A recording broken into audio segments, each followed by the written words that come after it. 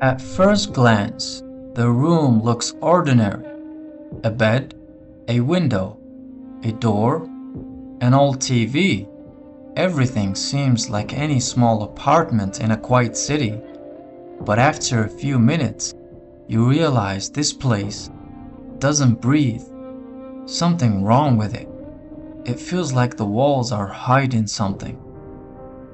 Room 302 isn't just a piece of scenery.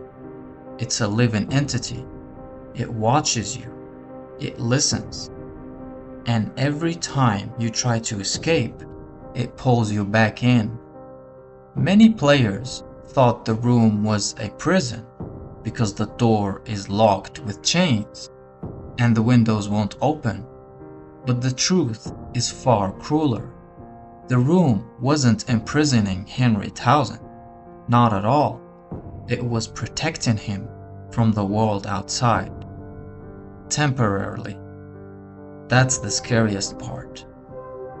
Behind the door, there are sounds, footsteps, screams, small lives continuing outside, while Henry just watches in silence.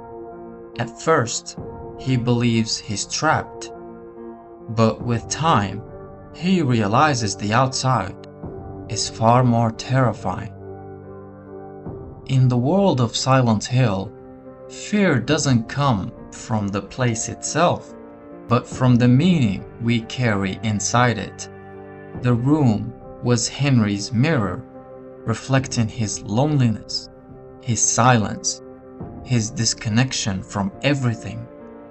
We only see what he sees: pale walls, stale air, and that strange feeling that time has completely stopped. And with every trip into the other world, the room begins to change. Bloodstains, voices, shadows moving on their own.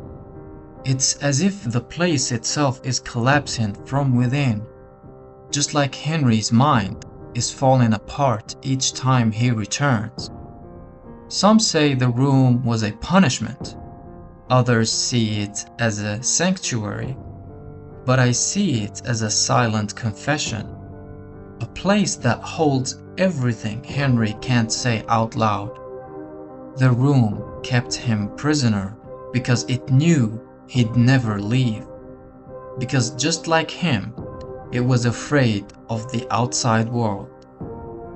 When Walter Sullivan enters the story, the connection becomes clearer. Walter also lived here once, as an orphan who believed these walls were his mother. For him, the room was a womb, a place where he was born, and where he would return to die. Here lies the greatest paradox of Silent Hill 4. The place that protects you is the one that destroys you. The room is both heaven and hell. It comforts you just enough to watch you slowly fall apart. And with every save point, every time you return to the apartment, you feel safe. But that safety is an illusion, because the game trains you to trust the place and then tears that trust away miraculously. In the end, the room doesn't stay the same, and neither does Henry. When you finally step beyond those walls, you realize that the scariest thing in Silent Hill isn't the monsters, nor the ghosts, but the idea that the place you called home never really was. And maybe the room is more than just Henry's reflection. Maybe it's ours, because deep down, we all live in our versions of Room 302. Small, quiet places where we try to feel safe, pretending that the world outside can't reach us. The room mirrors the life of the depressed, a life that repeats itself every day, filled with silence, comfort, and a false sense of control.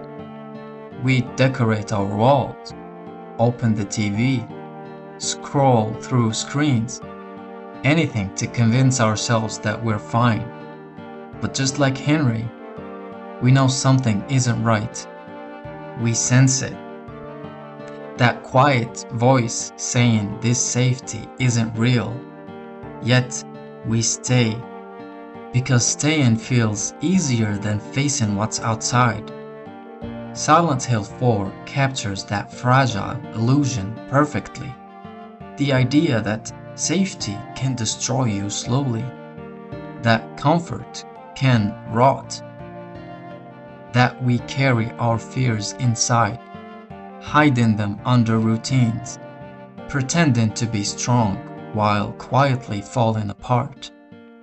Maybe that's why the game feels so personal, because we are all Henry, and maybe the room is all of us. Or maybe the whole world is the room, a giant, beautiful, suffocating space where everyone's just trying to escape, only to realize that escape always leads back to the same door, the same silence, the same feeling, the same nightmare, disguised as home.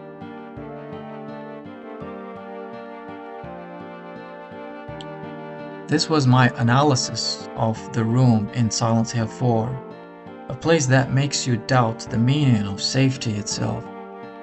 If you enjoyed the video, share it with someone who's lived through the room, because some nightmares don't end until they're told.